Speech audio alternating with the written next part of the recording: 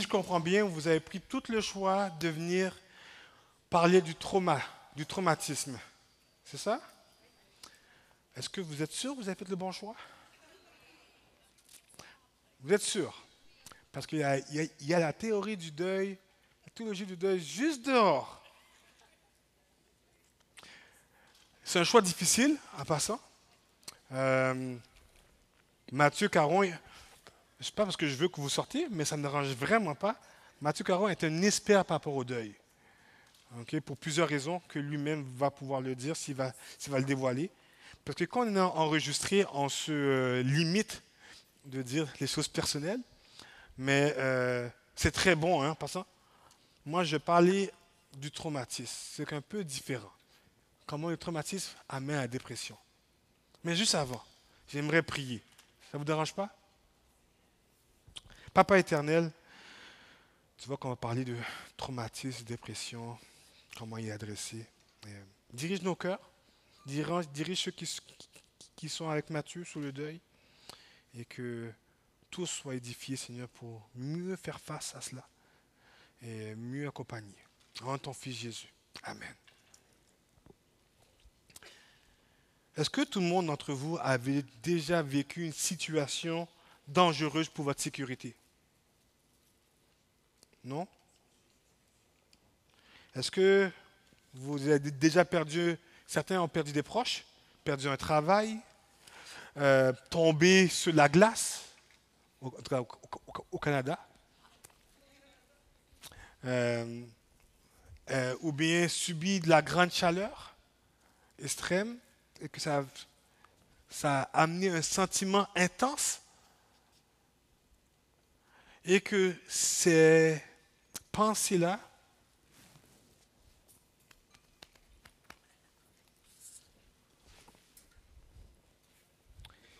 qui pourrait aller chercher le cliqueur pour moi dans la main de Jérémie, s'il vous plaît?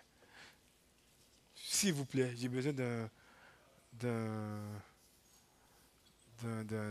d'un généreux.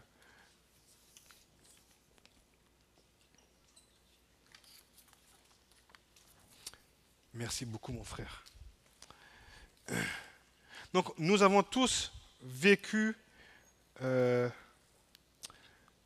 des difficultés très lourdes, pas vrai? Que on espère ne plus revivre. Vous êtes tous d'accord avec moi? Par contre, on peut appeler ça de différentes manières. J'aimerais vous parler, on veut vous parler du traumatisme. Par contre, le traumatisme en français a différentes définitions. Et juste pour être sûr qu'on parle de la même chose. Parce que si je ferais un petit sondage, si on avait du temps, pour vous demander c'est quoi un trauma, on risque d'avoir différentes définitions ici. Et dans le monde francophone, il y a des différences, il y a des nuances. Les termes trauma et traumatique sont souvent utilisés comme synonymes. Mais il s'agit par contre de deux choses pour de vrai très distinctes. Le trauma désigne plutôt un violent choc externe qui provoque les blessures physiques et physiologiques. Tantôt, je parlais avec une dame, avec Julie. Julie est de l'autre côté, hein? Julie, ouais, Julie est pas là. Julie est de l'autre côté. Euh, et puis, en parlant avec elle, elle m'a donné un exemple. Donc, c'est vraiment à elle. Donc, allez lui dire bravo. Du premier trauma. Savez-vous c'est quoi? Naissance de quoi? Non. Non, avant ça. La chute originelle. La chute originelle est le premier trauma de l'ère de l'humanité. Elle laisse des blessures physiques et psychologiques. J'aurais dû l'écrire, c'est trop beau. Ça, c'est pas moi, hein, ça c'est Julie. Hein. Ok? Et ça, c'est le premier trauma qu'on a eu. Ça a causé un traumatisme. Le traumatisme réfère aux conséquences durables de ce choc violent externe. Donc la chute est vraiment J'aime trop cet exemple-là, je pense que je vais la garder pendant longtemps. La chute du péché, la chute d'Adam et Ève, amène des conséquences. Et on vit ces conséquences-là, nous autres. Donc on vit le traumatisme parce qu'il y a eu un trauma. Est-ce que vous voyez la différence? Donc, très souvent, on va omettre cette différence-là. Donc, un traumatisme revive un événement avec la même intensité que la première fois. Parfois, c'est sous forme de rêve ou de flashback qui revient à la personne. Revivre ses réactions lorsqu'elle est exposée à une situation similaire. J'aimerais vous partager une partie de ma vie, mais il faut que ça reste entre nous, d'accord? Même si c'est enregistré. J'ai grandi dans l'hôpital à Montréal, de 0 à 6 ans. Mes parents m'ont dit que j'ai été à l'hôpital près de 3 quarts du temps. Donc, j'allais à l'hôpital, malade, j'avais la fièvre, je retournais à l'hôpital, problème pulmonaire, je retournais à l'hôpital. Et à l'hôpital, est-ce que vous savez qu'est-ce qu'on servait aux enfants? Hein? J'ai attendu. Oui, de la soupe. Est-ce que vous pensez que j'aime la soupe? Hein? Est-ce que vous pensez que j'aime la soupe? Donc imaginez-vous, je suis 0 à 6 ans, je mange de la soupe midi et soir. J'ai pas envie. Et moi, j'étais grandi que je mange du riz et du poulet. Donc, comme ma femme, ma chère, c'est enregistré. Hein. Euh, ok, bon. Comme ma femme, qui aime la soupe, elle fait de la soupe. Il est arrivé que je me suis rappelé, en étant en enfance, la même souffrance. Là, je lui disais, quoi, je suis malade? Vous riez, mais c'est vrai. C'est vrai, je me suis vraiment dit ça plusieurs fois. Même si que je sais que c'est son plat préféré et que sa soupe est sûrement bonne, mais moi, intérieurement, c'est très difficile. Tout le monde saisit? Donc on peut revivre ses réactions lorsqu'elle est exposée à une situation semblable. Et des fois, c'est juste un petit élément qui fait rappeler le tout. On peut essayer de tenter d'éviter ces situations ou les conditions qui les rappellent ces traumatismes, mais faites-moi confiance, j'ai essayé. Je me suis forcé à manger. Mes enfants, quand ma femme sert la soupe, tous me regardent pour savoir qu'est-ce que je vais faire. Donc je mange super vite et je dis merci chérie, pour la nourriture. J'ai mangé, j'ai fini. Donc c'est vrai.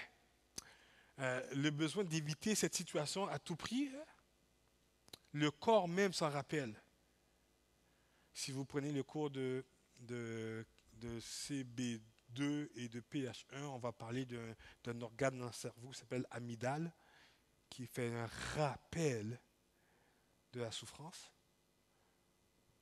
Dans si vous choisissez un de ces cours-là, et de là, vous allez voir que le cerveau a un enregistrement. Je n'en parle pas aujourd'hui. Okay? Mais comment le corps enregistre.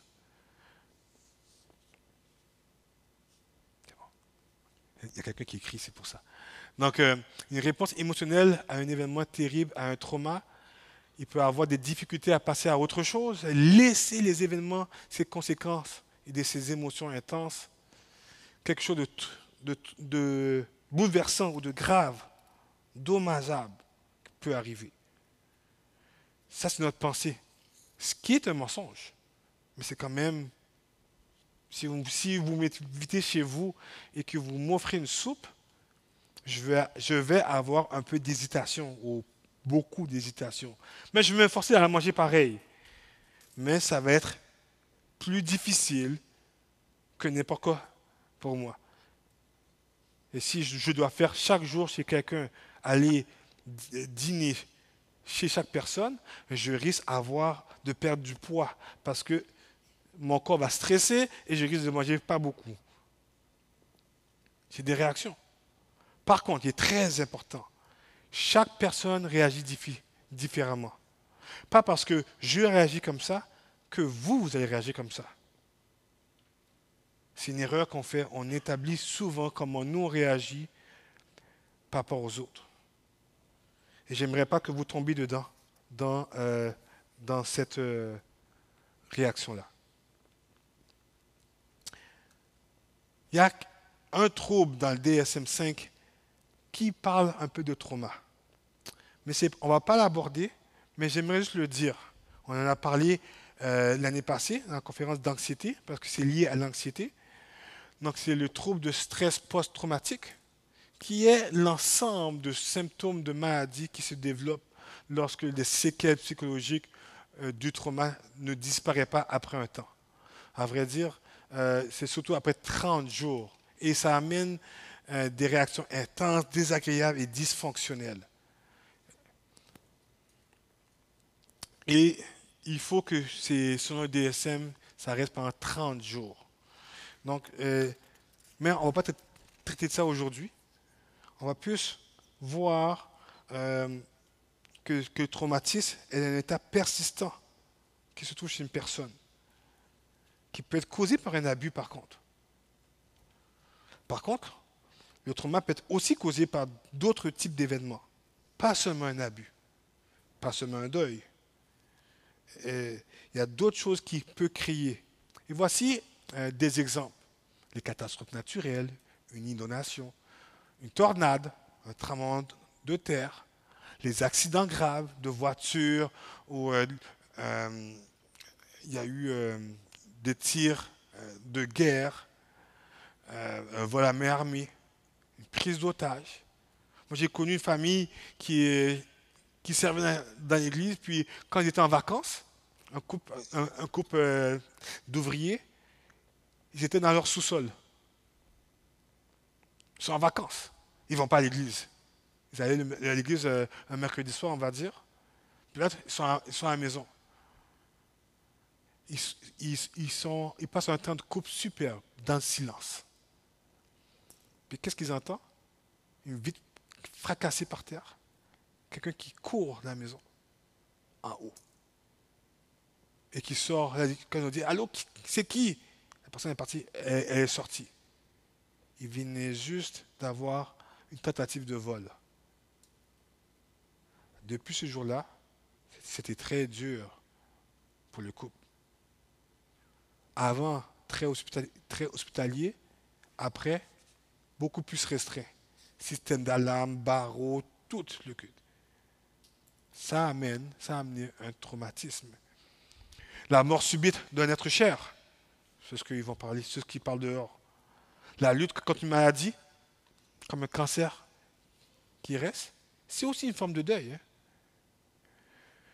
Les menaces de mort, plusieurs chrétiens, si vous lisez les magazines de portes ouvertes, merci beaucoup, vous allez lire plusieurs histoires dedans.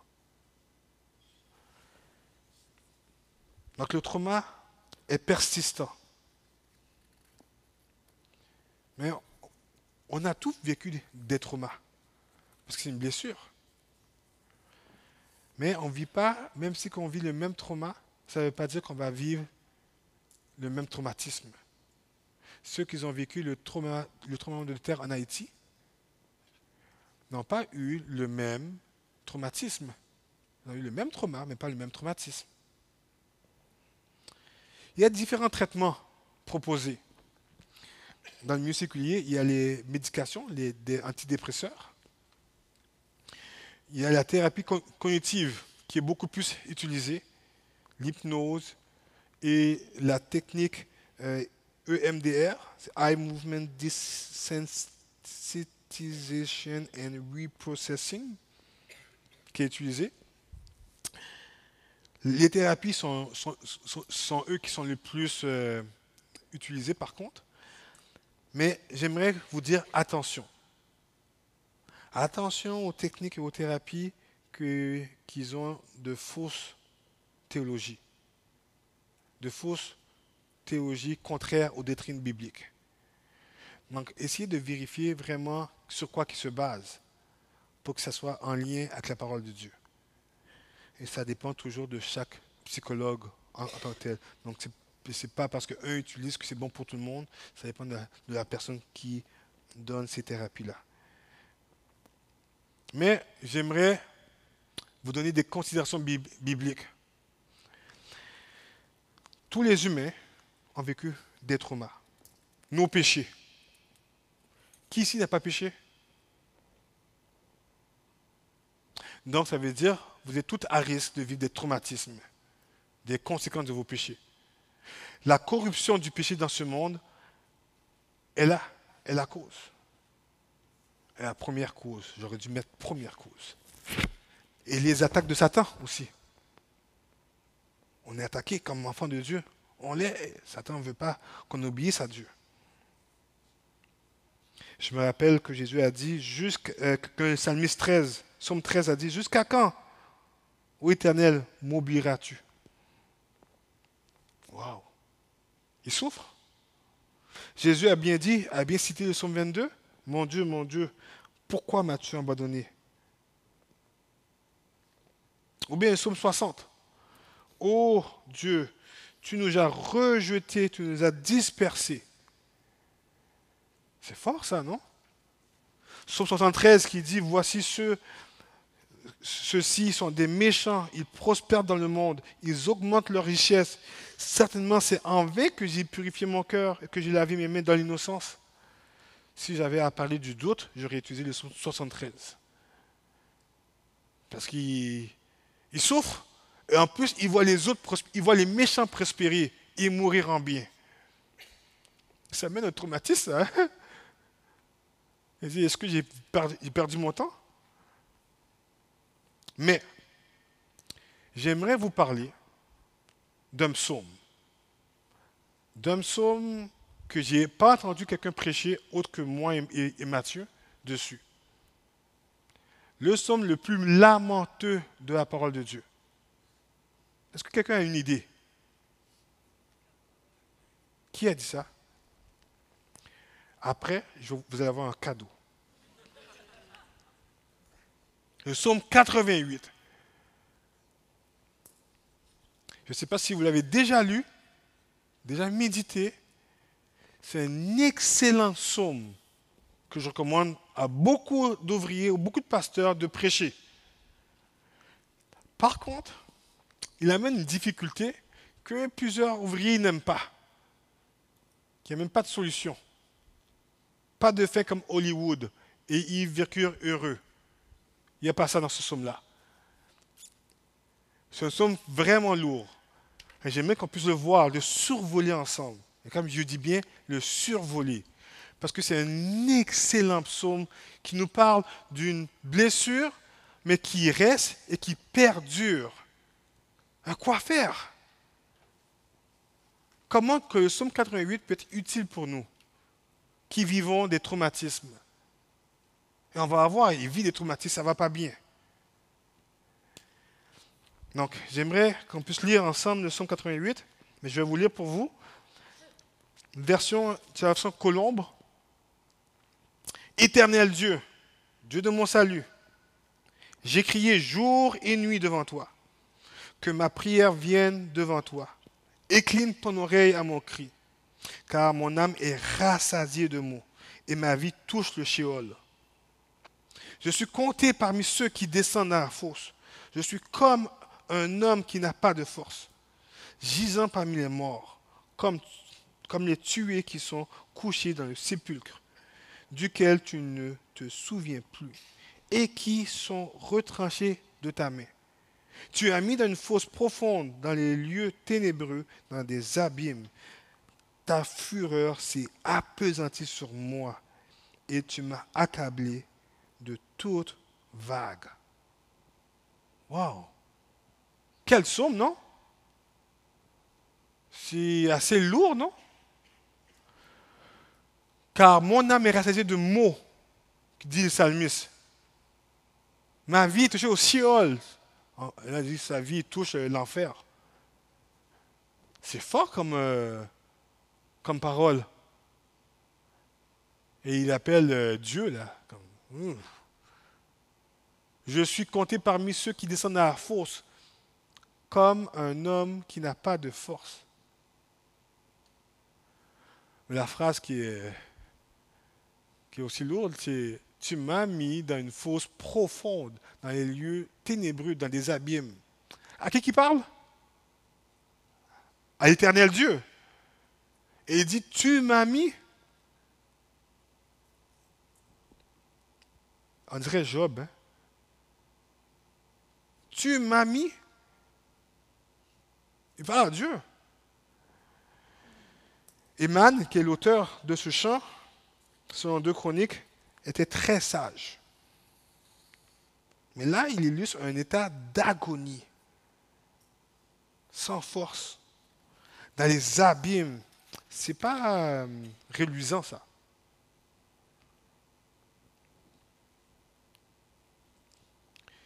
Tu es éloigné de moi, ceux de ma connaissance, ceux que tu as mis en abomination auprès d'eux. Excusez-moi, je recommence. Tu as éloigné de moi ceux de ma connaissance. Tu m'as mis en abomination auprès d'eux. Je suis enfermé, je ne puis sortir. Mon œil se consume d'affliction. J'ai crié à toi, Éternel, tous les jours.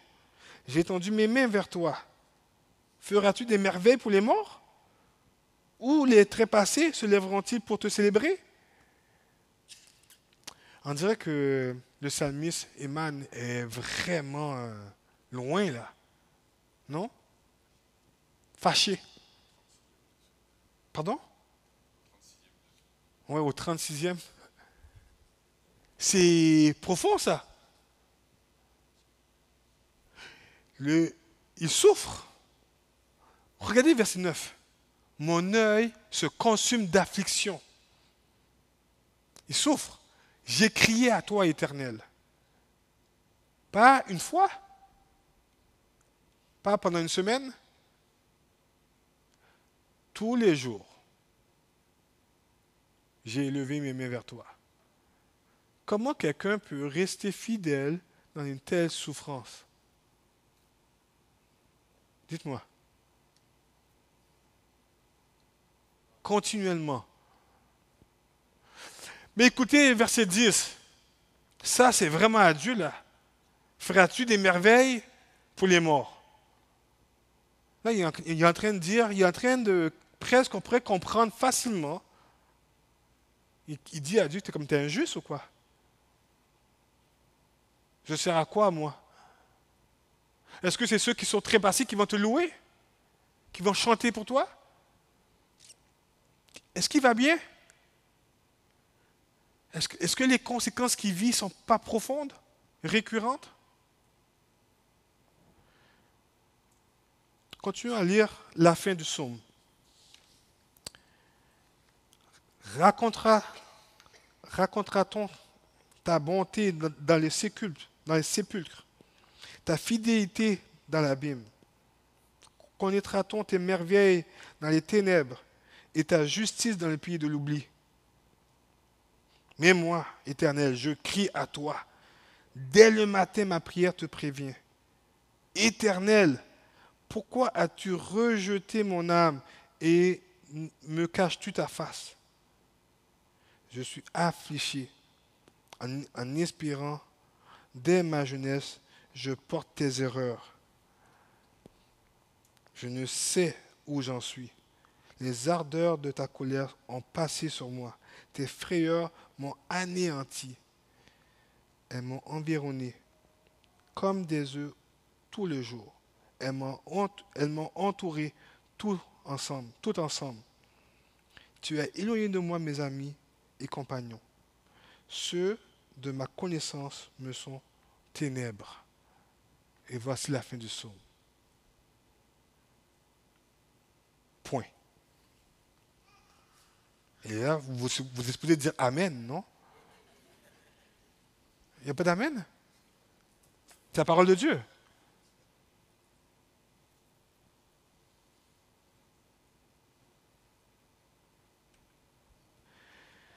Avez-vous remarqué la fin? Ceux de ma connaissance me sont ténèbres.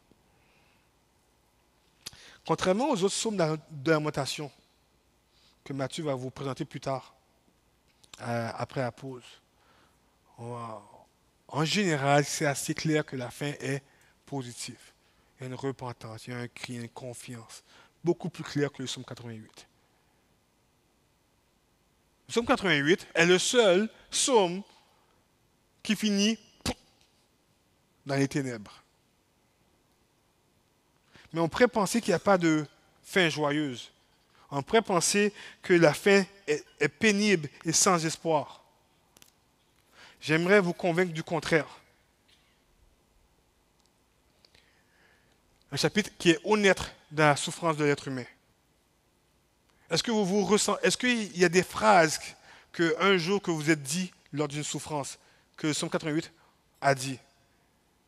Est-ce que c'est humain, qu'est-ce qu'il a vécu, Eman? C'est humain, non? Quand une souffrance persiste dans le temps, sans solution apparente, il semble à bout, fini, sans espoir, dans le doute, il questionne Dieu, il est fatigué de la souffrance. On pourrait penser qu'il était en dépression, mais je ne suis pas médecin, je ne suis pas là pour diagnostiquer, il y a d'autres facteurs. Mais il amène des symptômes. Il est tanné, ça on le sait, il a dit. C'est un exemple de porter notre souffrance à celui seul qui peut nous écouter et comprendre. J'aimerais vous porter attention sur, je vais juste revenir un tout petit peu sur le premier verset. À qui parle encore? Ok, vous avez quelqu'un a dit Dieu, quelqu'un a dit Dieu de mon salut. Non. Il parle à l'Éternel Dieu de son salut. Ce que je veux dire, c'est qu'il utilise le terme de guerrier de Dieu. Il parle de celui qui est souverain d'une manière forte. Qui dit après ça qu'il est le Dieu de son salut. Donc, il sait à qui il parle, non? Malgré qu'il vit toutes ces souffrances continuelles. Il parle à quelqu'un de précis. Il ne parle pas à n'importe qui. Et j'aimerais vous dire que ça, c'est l'espérance. Malgré que plus tard, il dit, j'ai crié à toi, Éternel. C'est dans le passé. Et puis là, il dit au verset 13, mais moi, je crie à toi, Éternel, je crie à toi. Il continue. Donc on voit que c'est une souffrance qui n'est pas juste momentanée, mais qui est là dans le temps. Il crie à cet Éternel, son Dieu de son salut. Il reste persévérant. Et j'aimerais vous encourager à avoir la même pensée, que ce psaume-là est réaliste, que ce psaume-là est vrai. Si vous avez quelqu'un qui souffre pour X raisons, vous pouvez partager avec lui le psaume 88. Pas vrai? Vous pouvez crier avec lui, avoir le chagrin comme Eman a eu. Parce que c'est un vrai chagrin. C'est un des catalyseurs, un des textes rares de la parole de Dieu qui est vrai. Est-ce que Dieu promet de guérir? C'est un exemple à chercher Dieu dans notre souffrance, continuellement. Verset 1, je vous l'ai dit déjà, 1, 2, 9 et 13 qui rappellent de chercher Dieu. Lui seul peut assouvir. C'est l'exemple de Jésus. Jésus a connu l'angoisse. Je vous ai déjà lu les passages. que Jésus a été souffert, triste à la mort? Jésus a vécu ça? Donc la personne que vous avez, vous pouvez lui faire rappeler que Jésus a vécu, Jésus comprend cela. Vous pouvez dire que Jésus a pris cette angoisse terrible qu'aucun de ses petits ne vive. C'est une agonie qui est temporaire, mais moins que celle que Christ a pris pour nous. Le psaume 88 nous affermit dans notre foi. Il nous affermit de comment vivre notre foi et de persévérer. Par contre, est-ce que la personne risque de bien comprendre qu'est-ce qu'on vit? Est-ce qu'elle va accepter cela? Pas nécessairement.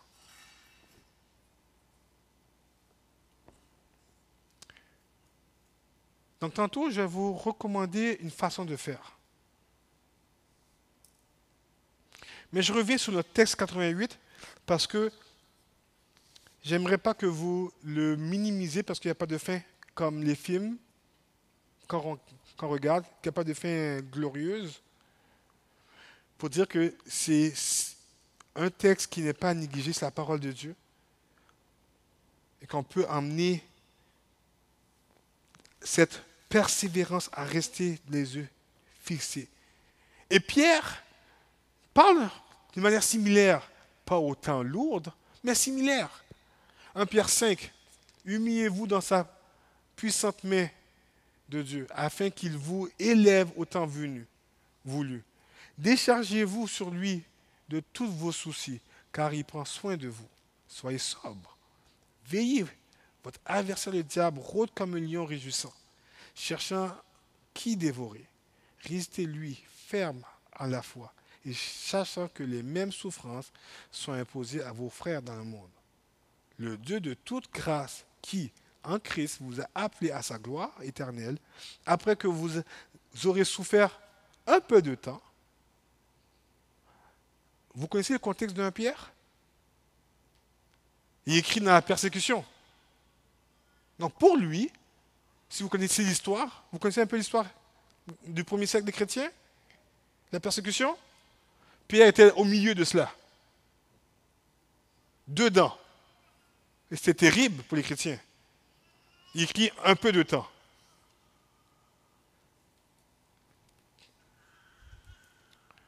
Vous formera lui-même, vous affermira, vous fortifiera et vous rendra inébranlable. À lui, la puissance au siècle des siècles. Quand j'ai été à Nîmes, en France, qui vient de la région de Nîmes? Qui connaît la ville de Nîmes? En 2018, j'ai été avec ma famille et j'ai visité un des arènes où ils ont persécuté les chrétiens. Votre pays a beaucoup d'histoire et moi j'aime l'histoire chrétienne. Quand j'ai vu la plaque, en plus ils répétaient pour refaire à Nîmes, ils ont une fête qui répète 2 fois par année ce qui s'est passé, la persécution. Moi je ne comprends pas, moi j'aurais pas voulu ça, mais ça c'est autre chose. Là. J'ai eu mal dans mon cœur. Je dis, waouh, on est gracieux ici. On a d'autres formes de persécution, mais ceux qui étaient là-bas, ils étaient persécutés par persécution. Ça n'arrêtait pas.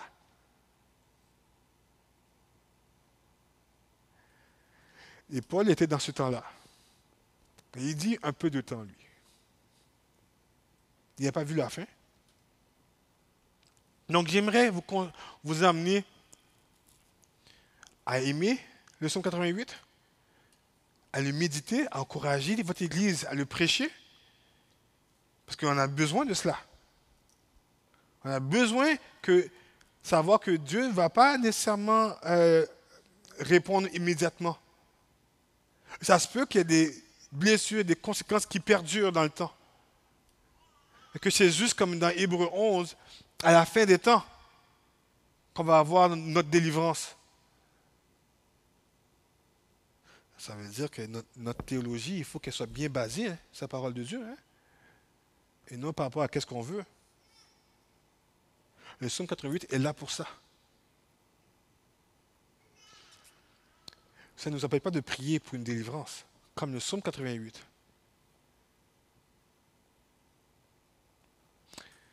Donc je vous recommande d'écouter et de considérer plusieurs facettes de la personne. Prendre le temps de comprendre l'effet de la blessure. Être sensible à son environnement. Comment va sa piété? Est-ce qu'elle peut prier comme le psaume 88? Comment sont ses routines de la vie? Ses relations, ses influences? Considérer, est-ce qu'elle a des problèmes médicaux physiques ou non? Identifier les émotions et les sentiments. Donc, une des choses que je vais vous recommander fortement, c'est que les mots exprimés sont des mots bibliques. Et qu'ils ont la même définition des mots bibliques. Parce que si elle vous dit « Ah, j'ai mal à mon cœur me fait mal », elle parle de quoi? Elle parle du cœur qui bat? Ou elle parle du cœur biblique qui est ici? Ou elle parle des émotions comme on dit maintenant? Parce que la parole de Dieu, ce n'est pas la même chose. Donc c'est important de savoir comment la personne vit et pouvoir être capable d'ancrer ça bibliquement. Donner un espace sain pour exprimer ce qu'elle ressent et perçoit. Comme dans le psaume 88. À qui la personne dans le psaume 88 crie? Elle crie à qui? Ah non, là vous pouvez me répondre. Ok. Qui peut me dire au complet? À qui qu'elle crie? Amen. Éternel Dieu de mon salut. Amener la personne pour qu'elle puisse crier ce qu'elle ressent à l'Éternel, le Dieu de son salut. Pas à vous, pas aux voisins. À l'Éternel, son Dieu qui peut seulement la sauver. Comprendre les croyances et les définitions de ses émotions et identifier et comprendre. Je veux dire, identifier et comprendre n'égale pas à accepter d'être en accord avec ce qu'elle dit. Dieu n'a pas oublié Eman. Dieu n'a pas oublié. Est-ce que Dieu l'a oublié? Non. Dieu n'oublie pas ses enfants. Ça ne change pas qu'il ressent ça. Maintenant, il y a où le problème? Il ressent, mais on sait que ce n'est pas vrai. Est-ce que ça vous arrive parfois de ressentir quelque chose qui n'est pas vrai? Comme moi, ma femme qui m'offre une soupe, est-ce qu'elle m'aime? Est-ce qu'elle pense que je suis malade? Ce que je ressens ne veut pas dire que c'est vrai. Mais il y a une place qu'on puisse parler à notre Dieu de ce qu'on ressent. Ça ne veut pas dire qu'on est d'accord. Choisir notre combat en reflétant Christ. Ça veut dire que vous allez seulement voir plusieurs problématiques, plusieurs péchés chez la personne. Est-ce que ça veut dire qu'il faut tout aborder? La question que j'aimerais vous poser, pas besoin de répondre, mais si vous voulez, est-ce que Dieu vous corrige pour tous vos péchés que vous avez faits? Premièrement, il faut savoir, il y a bien des péchés qu'on ne sait pas qu'on pêche. Hein? En tout cas, pour ma part, c'est plus tard, longtemps. Puis, quelle grâce de Dieu. La croix de Jésus couvre cela. Donc, faites pas qu'est-ce que Dieu ne fait pas avec vous, avec les personnes devant vous. Ça ne veut pas dire qu'il faut adresser tous les péchés. Choisissez votre combat. Choisissez votre combat. Il est très fort probable que les autres combats vont être réglés. Les autres péchés vont être réglés, vont être mis à la lumière par la suite. J'aimerais vous inciter à avoir la sagesse, comme notre Seigneur Jésus a eu auprès des gens. Qui connaît l'histoire? Je suppose que vous connaissez l'histoire de la mort de Lazare, dans Jean 11. Histoire que j'aime beaucoup pour désigner la sagesse, comment on doit réagir les uns les autres. Un petit résumé, parce que c'est important. Parce que vous allez voir des gens qui souffrent comme Eman. Jésus, il entend que Lazare homme qui aime bien, est malade. Il dit oui, c'est une maladie pour la mort. Et on comprend qu'il prend son temps avant d'y aller. 4 jours, précisément. Et il dit à ses disciples, c'est une mort pour glorifier Dieu. Ici, ils ne comprennent pas vrai coup, qu'il est mort, mais je vais le ressusciter. Voici le plan. Puis là, ils y vont. Ils rencontrent Marthe, la chère Marthe. Marthe est de mon style à moi. Marthe dit, Jésus, si tu étais là, mon frère serait ressuscité, serait vivant. Mais je sais que tu peux demander à ton père tout ce que tu veux. Confession de foi, hein? C'est comme mon souhait, et je sais que si tu demandes, ça va réaliser. Là, Jésus dit comme ça, tu sais quoi? Ceux qui croient en moi, même ceux qui meurent, ils vont vivre. Oui, oui, je sais qu'il va ressusciter au dernier jour. Waouh, confession de foi claire. Il dit, si tu crois en moi, je suis capable de ressusciter. Oui, tu es le Messie à venir, très bien. Qu'est-ce que tu veux de plus, hein? C'est une croyante. Elle croit en Jésus, c'est clair. Pas vrai?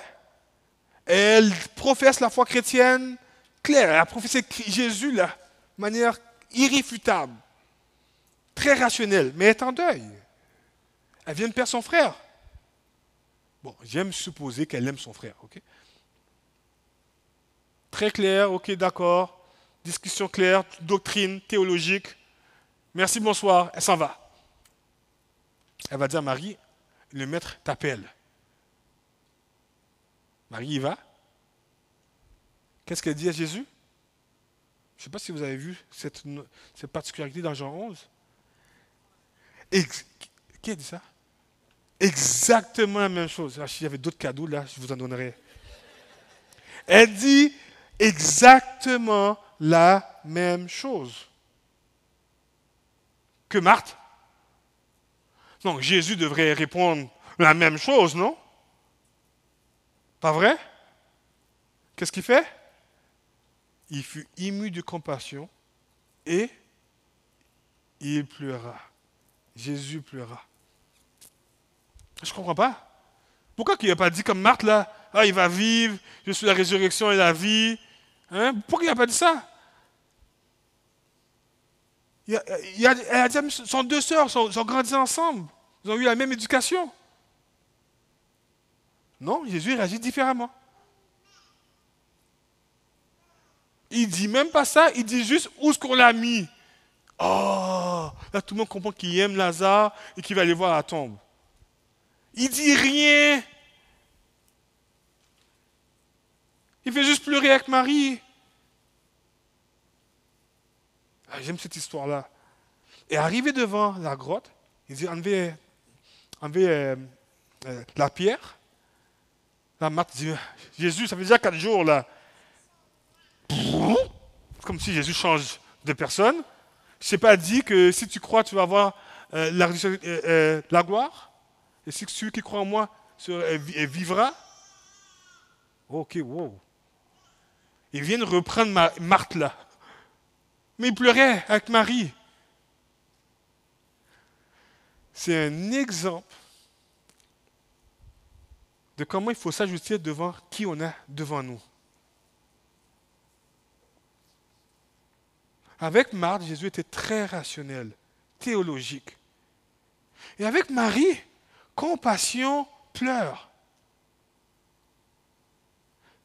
Il a pleuré avec ceux qui pleurent et il a repris ceux qui pouvaient être repris. Jean 11. Examinez-le. Regardez si j'ai raison ou non. Faites comme les chrétiens de Béret. Très fort texte. Important. Je vous encourage de bien choisir votre combat. Rappelez les doctrines et les promesses de l'Éternel. Important. De continuer à crier après lui, comme nous sommes 88, comme Eman. Et il y a une promesse que j'aime dans Jean 16, 33. J'aime beaucoup l'évangile de Jean, si vous n'avez pas reconnu. Jésus dit à ses disciples, juste avant la prière pour ses disciples et pour nous. Dans Jean 17, il dit, dernier verset, dans Jean 16, vous aurez des tribulations. Belle promesse que Jésus fait, non? Hein? Donc si vous croyez qu'il n'y aura pas de, qu'il y aura pas de souffrance, que tant que chrétien, il n'y a pas de souffrance, mais vous avez un problème avec la promesse de Jésus. Parce que le temps qu'il dit en grec, c'est très impératif. Vous aurez des tribulations. C'est pour ça que Paul a pu dire dans 2 Timothée, ceux qui vivent pieusement seront persécutés. Et il a raison. Mais par contre, il ne finit pas encore ça. Il continue le verset. Mais prenez courage. J'ai vaincu le monde. Donc, le fait que c'est une promesse qu'on va vivre des persécutions, des tribulations, il ne faut pas être surpris. Jésus a gagné la guerre. Maintenant, on vit la bataille aujourd'hui. Tout le monde comprend? Jésus a gagné la guerre. Donc, rappelez les promesses de Dieu pour vivre notre bataille d'aujourd'hui. Et l'histoire continue. Il ne faut pas minimiser votre église locale. Actualisez votre histoire, son histoire, la personne, avec Jésus à travers l'église locale. Elle n'est pas tout seule, elle a une famille. On est une famille. On a un même père. C'est très important. Je vais vous encourager à impliquer l'église locale. Je vais vous encourager de manière ou d'une autre, soit pour laver la vaisselle, soit pour prier, soit pour faire à manger, soit pour pleurer avec. Je vais vous encourager à cela. Donc, écoutez et considérez plusieurs facettes de la personne. Identifiez les émotions et les sentiments. Choisir son combat en reflétant Christ. Et faire des rappels des doctrines et des promesses de l'Éternel. Et que l'histoire, elle continue. Elle continue l'histoire. Et j'aime qu'est-ce que Paul nous dit, un texte que j'aime bien. Nous vous exhortons, frères, avertissez ceux qui vivent dans le désordre, consolez ceux qui sont abattus, supportez les faibles, usez de patience envers tous. Prenez garde que personne ne rende le mal pour le mal, mais cherchez toujours le bien, soit entre vous, soit entre tous. Soyez toujours joyeux. C'est dur d'être joyeux dans la souffrance persistante, sans solution. Il n'y a pas de choix ici, c'est être joyeux. Priez sans cesse. En toutes circonstances, rendez grâce, car telle est à votre égard la volonté de Dieu en Christ Jésus. C'est pas moi qui vous le dis, hein. On ne pourrait pas dire que Osée était dur avec vous. Donc, si vous avez des personnes qui vivent la souffrance, que ça perdure, je vais vous encourager à consoler ceux qui sont abattus. Prenez le temps que les autres.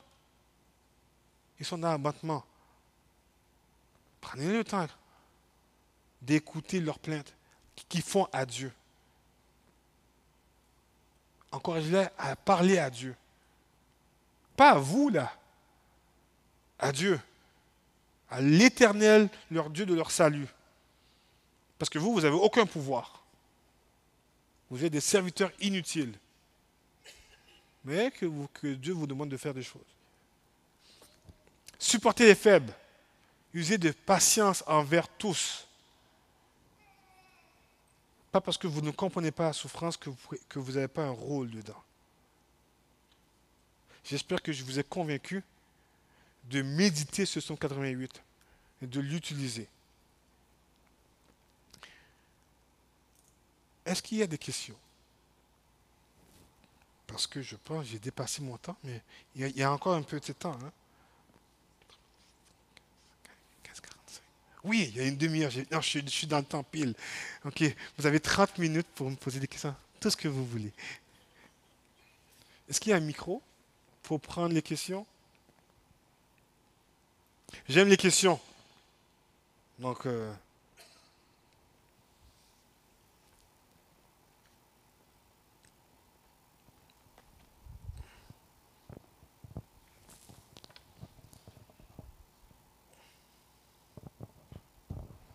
Bonjour. bonjour. J'aimerais savoir, dans le cadre de son travail, comment accompagner les personnes qui ne sont pas en Christ? Qui ne sont Com- pas en Christ? Oui. C'est une bonne question, hein? C'est possible. Euh, Est-ce que vous êtes dans un hôpital ou bien vous êtes dans un milieu administratif, travail social? Ah, merci beaucoup, je n'avais pas entendu. Médico-social. Il y a, euh, il y a un poste. Vous connaissez les aumôniers? Vous en avez ici? Eux, c'est comme un des plus privilégiés qui peuvent adresser de manière simple l'évangile. Ils ont un accès. À vrai dire, pour être honnête avec vous, quand quelqu'un souffre, qui est dans un hôpital, j'ai jamais eu autant de facilité de présenter Christ. Mais c'est inconfortable, pas vrai? La personne est au lit, souffre, non croyante, mais elle vous demande votre présence. C'est là que j'ai eu plus de demandes pour de vrai que des gens de l'Église qui sont dans les hôpitaux. Mais si vous faisiez un travail, je vais vous dire les deux premiers outils que tous ont, tout chrétien ont, inévitable, et qui fait un changement à tout coup. Priez et faites-le, vous allez être surpris. De un, vous avez tous l'Esprit de Dieu. Oui ou non? Oh, tout le monde n'a pas répondu. Vous n'êtes pas sûr? Donc c'est Dieu en nous. Emmanuel. Oui ou non? Oh, on dirait que... Oh, vous êtes... C'est après-midi. C'est pour ça. Ok, d'accord. Ok, je comprends. Merci. Ok, je vais avoir de la compassion. Moi, je suis debout devant vous. Donc, vous êtes tous l'Esprit de Dieu. Donc, vous avez tout Dieu en vous. Donc, merci. Donc, vous pouvez vous témoigner chaque jour. Vous l'avez. Donc, c'est simple. Vivre avec cette espérance-là. Ça se parle dans qu'est-ce que vous ne dites pas. Ça se parle dans comment vous agissez. Tout pour la gloire de Dieu. Donc ça, c'est la première chose que tout le monde a. Donc, facilement, dans le travail, le fait qu'on ne dit pas des bêtises fait une différence. Et c'est là que souvent, comme travailleur, on va être une des personnes qu'on va être d'une ressource pour pouvoir écouter ceux qui souffrent, mais qui ne sont pas à Christ. Parce qu'ils ne vont pas comprendre l'espérance que vous avez. Personnellement, la deuxième chose, c'est ça que j'ai utilisé le plus. Personnellement, même mes enfants m'ont posé cette question-là, j'ai juste dit ça. Puis dit, ok, c'est trop.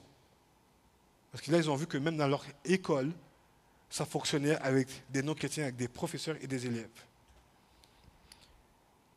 De dire son témoignage, de raconter comment Christ l'a changé, l'a sauvé et il continue à changer. Juste ça. Donc j'ai fait à mes enfants d'écrire 3 fois leur témoignage dans 3 versions différentes. Comme Paul dans les Actes des Apôtres. Si vous lisez les Actes des Apôtres, Paul donne son témoignage 3 fois. Et 3 manières différentes. Parce qu'il s'adresse à 3 audiences différentes.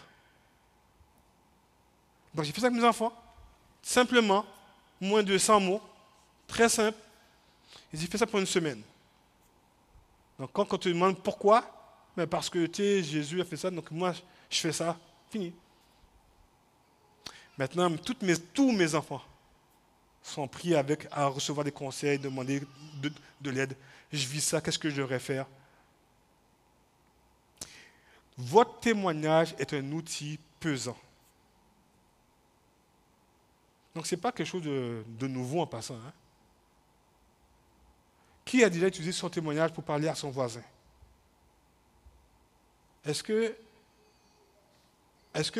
vous avez pu parler de qu'est-ce que Christ a fait pour vous? Est-ce que la personne vous a écouté? Amen.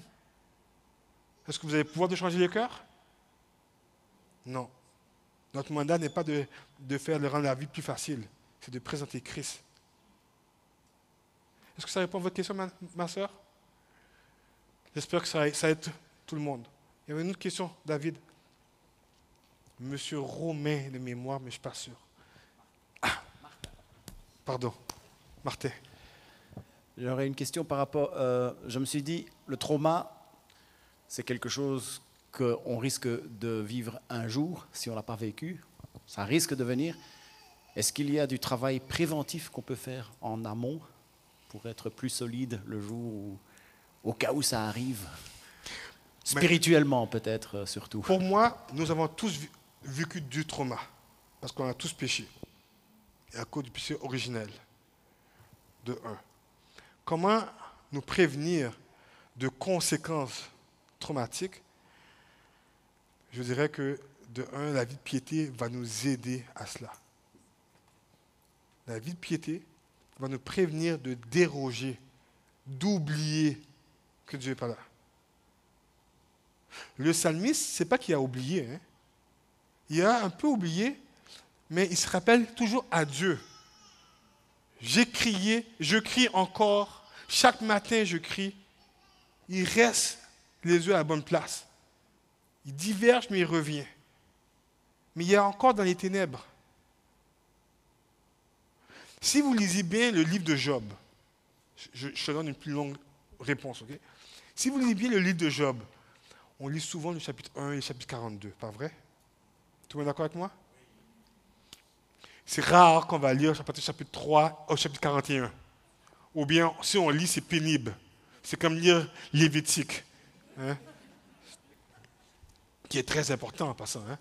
Okay? Mais c'est là qu'on a toute la pesanteur de ce que vit Job. Ce n'est pas juste dans le chapitre 1, dans le chapitre 2 où il perd tout, là. C'est dans le chapitre 3 à 41, comment il vit cette pesanteur, cette souffrance. Qu'on voit vraiment sa souffrance. Et on pourrait dire que Job a écrit le Psaume 88 dans cette période-là. On ne sait pas combien de temps ça a duré, mais on pourrait facilement dire cela. Et chapitre 3 à 41, j'ai oublié les maths là, combien de chapitres que ça fait, 38 ou 37 chapitres, mais c'est la grande partie du livre qu'on oublie, parce qu'on aime que ça finisse bien. Notre société nous amène à cela, malheureusement. J'aimerais vous inviter à aller méditer tout le livre au complet, qui inclut 3 à 41. Parce que sinon, on ne comprend pas le 42. Parce que si on regarde bien, quand Job a été l'intermédiaire de ses 3 amis, c'était dans la souffrance. Il n'était pas encore restauré. Et il a été intermédiaire pour ses amis. Qui lui a parlé mal, que dit l'Éternel. Donc ce n'est pas mon jugement, c'est ce que Dieu dit. Tout le monde comprend? C'est la vie de piété à Job qu'on voit dans le chapitre 1 l'aide à garder dans tout ce moment-là, à faire rester intègre auprès de Dieu. Et ça, c'est un bel exemple. Mais il faut comprendre toutes les trentaines de chapitres qui nous élitent la profondeur de ce qu'il a vécu. Et c'est pour ça qu'il peut dire, avant, mon oreille t'a entendu, avant entendu parler de toi. On s'entend. Dieu dit au chapitre 1 de Job, regarde, c'est l'homme le plus intègre sur la planète, sur la terre. Excusez-moi, mais je ne sais pas combien de monde qu'il y avait dans ce temps-là, mais l'homme le plus intègre. Si on dirait l'homme le plus intègre de Paris, c'est quand même beaucoup de personnes, non? Et l'homme le plus intègre dit, avant, j'avais entendu parler de toi. Mes oreilles ont entendu parler. Maintenant, mon œil t'a vu. Il n'a pas vu Dieu. C'est la relation qui a approfondi encore plus. la pesanteur. Et Dieu a répondu à aucune des questions de Job. Je devrais dire, il a répondu à toutes les questions, mais pas la réponse que Job attendait. Est-ce que vous comprenez la piété? Vous comprenez pourquoi que je trouve que c'est tellement important? On peut avoir des exercices, faire plusieurs choses pour prévenir, mais je pense qu'il n'y a rien comparable à la vie de piété. Ça, c'est ma position, c'est mon opinion. Vous pouvez être en désaccord, okay? Mais allez lire le livre de Job, et le livre de Pierre, et les évangiles, la vie de Jésus, et un Thessaloniciens, et les Actes des Apôtres, toute la Bible.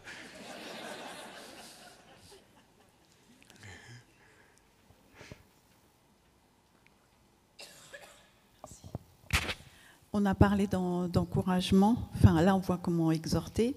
Mais on a vu que les amis de Job n'avaient pas été très doués pour encourager. Est-ce que vous pouvez nous donner quelques conseils? Parce qu'une personne qui est en révolte et qui est en souffrance, c'est pas facile d'encourager. Bonne question. Une chose que j'ai vécue plusieurs fois, sinon je ne saurais pas quoi dire. Qu'est-ce que j'ai dit comme le premier point?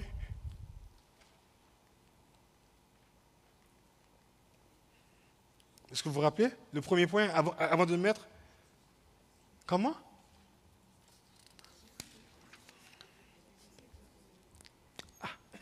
Pardon. Écoutez. Est-ce que j'ai le don, est-ce que j'ai la capacité de convaincre quelqu'un? Est-ce que j'ai la capacité de sonder un cœur?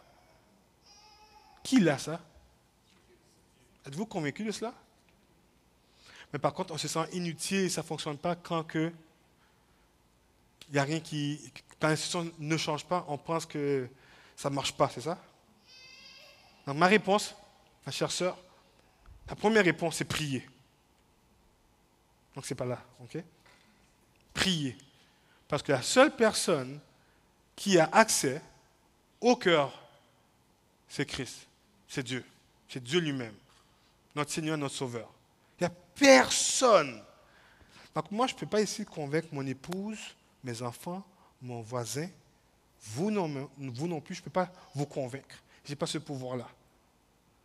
J'ai une job de présenter, d'écouter, mais pas de convaincre. Donc la première chose, c'est prier pour la personne qui souffre, qui est rebelle. Et si elle vous donne un accès, écoutez. Écoutez.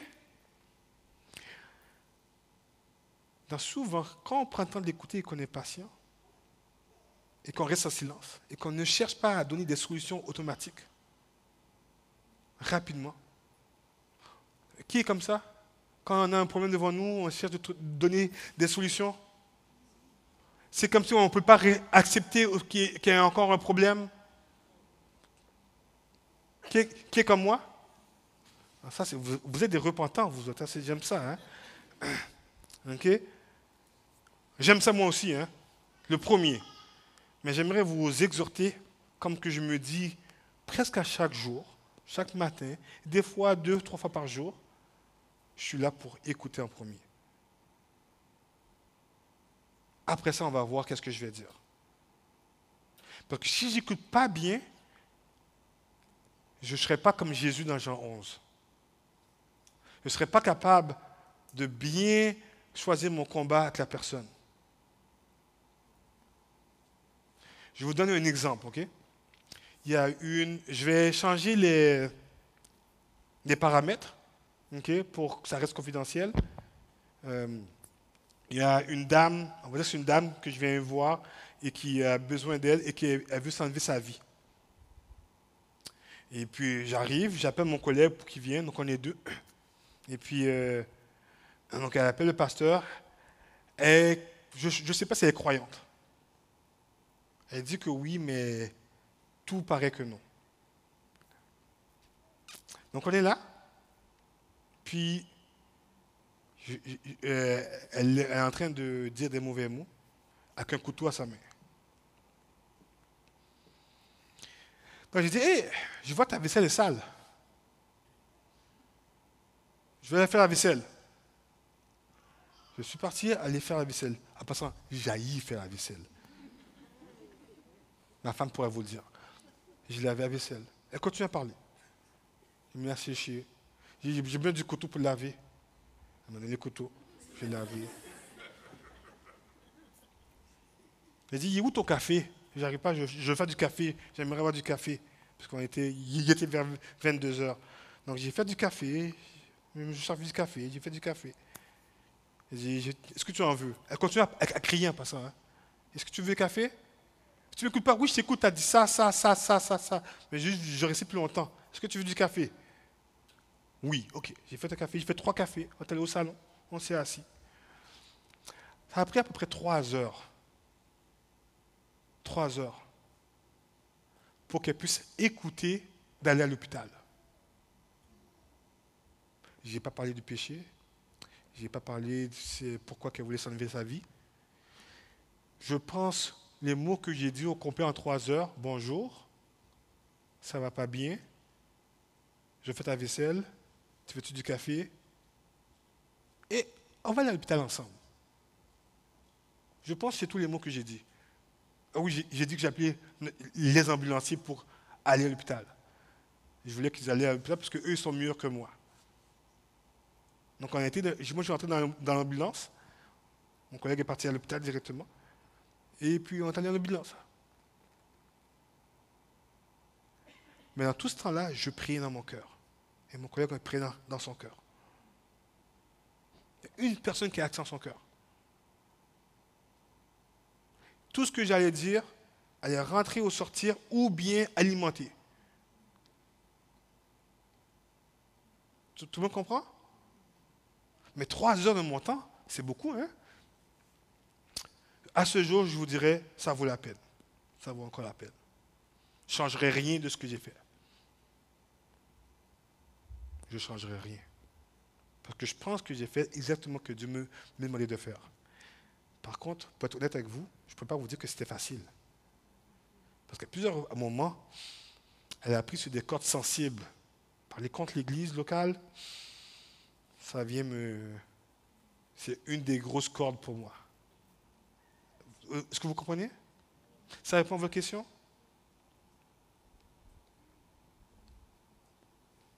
David.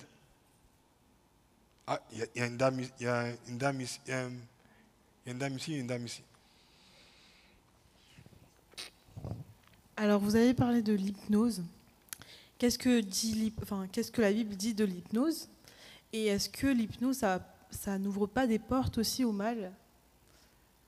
Parce qu'on va chercher quand même dans notre subconscient. Donc, Bonne question. Je n'ai jamais pratiqué l'hypnose. C'est que certains thérapeutes font. Dans la littérature, ça a fonctionné pour certains cas. Ça n'a pas totalement un grand taux de réussite, mais pour certains cas, ça a fonctionné. Je n'ai pas moi-même utilisé cela. Je me contente vraiment de la parole de Dieu.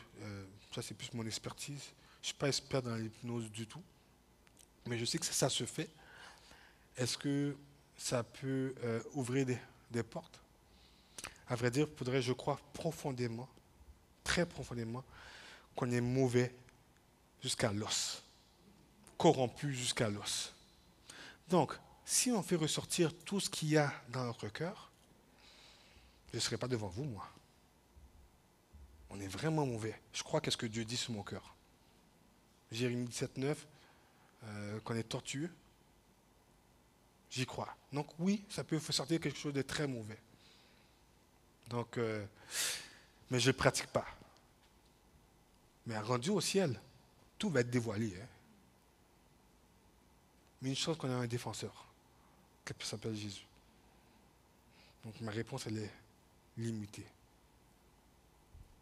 Est-ce qu'il y a d'autres? Est-ce qu'il y a quelqu'un qui a déjà fait l'hypnose ou qui pratique l'hypnose ici? Non? Ok. Peut-être qu'eux vont pouvoir répondre.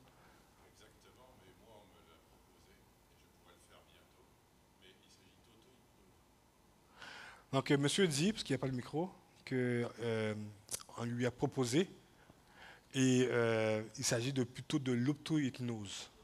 L'auto-hypnose, de se faire lui-même hypnotiser. Donc, je ne connais pas cela par contre. Ah.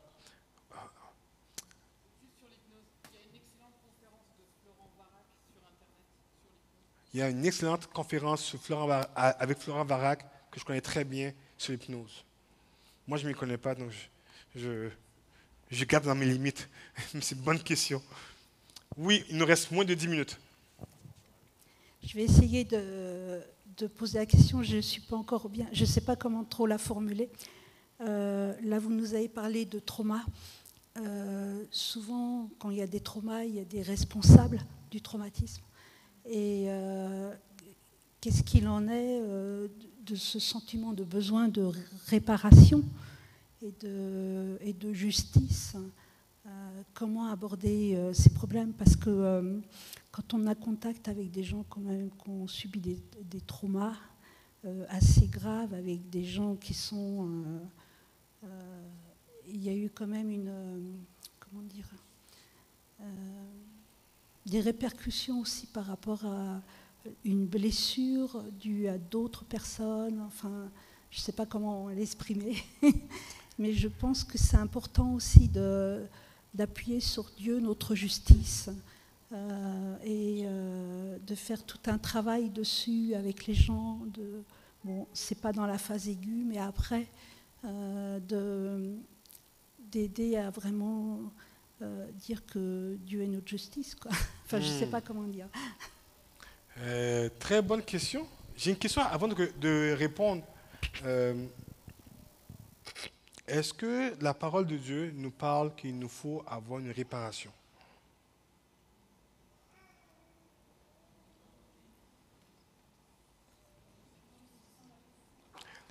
Ça, je vous dirais qu'il y a des heures sur un cours qui parle de la théologie du pardon. Répondre ça en moins de 10 minutes, c'est un grand défi. Je pense que c'est 2h30, 1h30, non 2h30, je veux dire. On parle 2 fois dans le processus. Ça peut être une conférence d'une journée complète. Mais il n'y a nulle part dans la Bible qui dit qu'on a besoin d'être réparé, qu'on a besoin de réparation.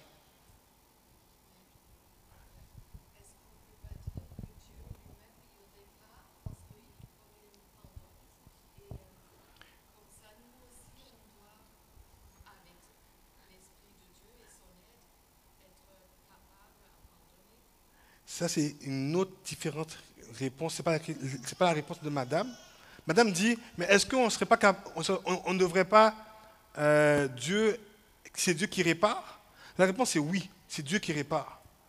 Mais on n'a pas besoin de réparation d'une personne. Okay? Donc ça, c'est très important, ça. Dans Matthieu, on a parlé très rapidement de la victimisation à cause du temps. C'est une autre heure. Et les Français, tout comme les Québécois, sont très forts dedans. Okay? On gagne la palme dans les sondages de victimisation. Donc c'est très important de ne pas tomber dans le piège. Parce que qu'est-ce qu'on mérite? Parce que si on doit demander une exigence à l'autre, qui qu'elle ce soit, mais il faut être prêt que nous aussi, on rende des comptes. Parce que nous tous avons péché. La Bible dit que tous ont péché. Est-ce que certains n'ont pas péché ici? Non, oui. Donc si on a fait un seul péché, un seul, qu'est-ce qu'on mérite? La mort éternelle. Donc si je dois demander une réparation, mais il faudrait que moi aussi je le fasse aussi pour mes propres péchés aussi. Non? Je suis bien content que Dieu s'occupe de cela, qui a pourvu Jésus à la croix pour prendre soin de mes iniquités, de mes fautes. Et qui me dit de pardonner, pas parce que l'autre mérite qu'elle en a besoin, mais parce qu'il m'a pardonné. Donc je ne pardonne pas parce que j'ai eu quelque chose en retour, une réparation en retour. Je pardonne parce que j'ai été pardonné. C'est pas pareil, là. Je ne pardonne pas parce que la personne s'est repentie. Je pardonne parce que Jésus m'a pardonné. Vous voyez la différence? Ça prendrait bibliquement pour vous montrer à peu près 1 heure profondément tous les termes de pardon qu'il y a dans la parole de Dieu. C'est merveilleux. Mais j'aimerais, Éphésiens 4 ou Colossiens 3, vous pardonner parce que vous avez été pardonné.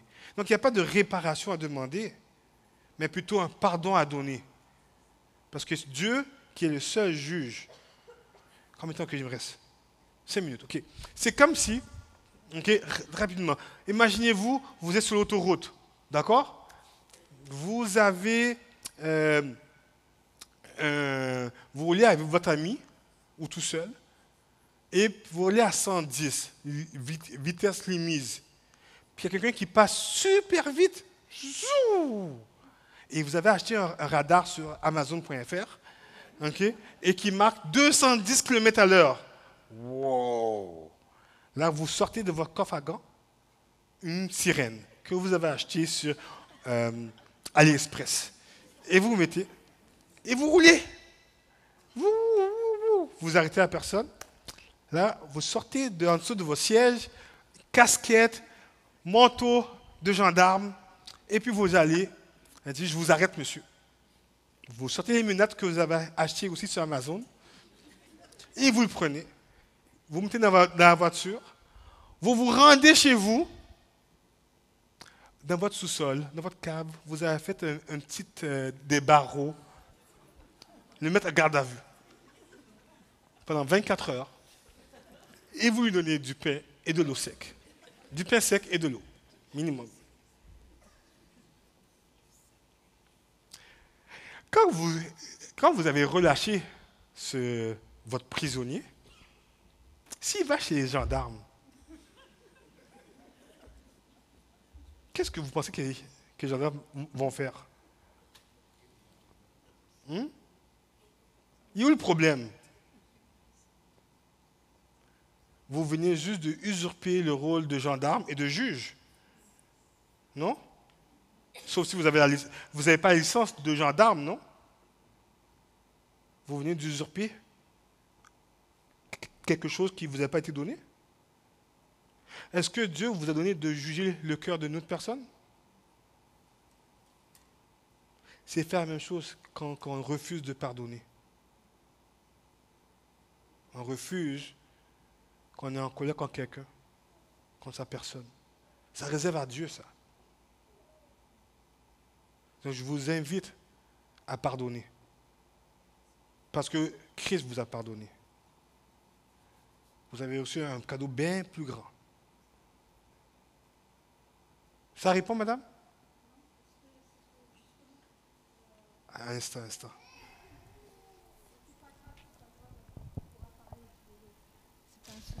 Non, c'était justement dans le pardon, il faut savoir que Christ est là pour nous réparer, comme disait Gisèle, et que Christ est la justice, et que c'est pas à nous de faire la justice justement.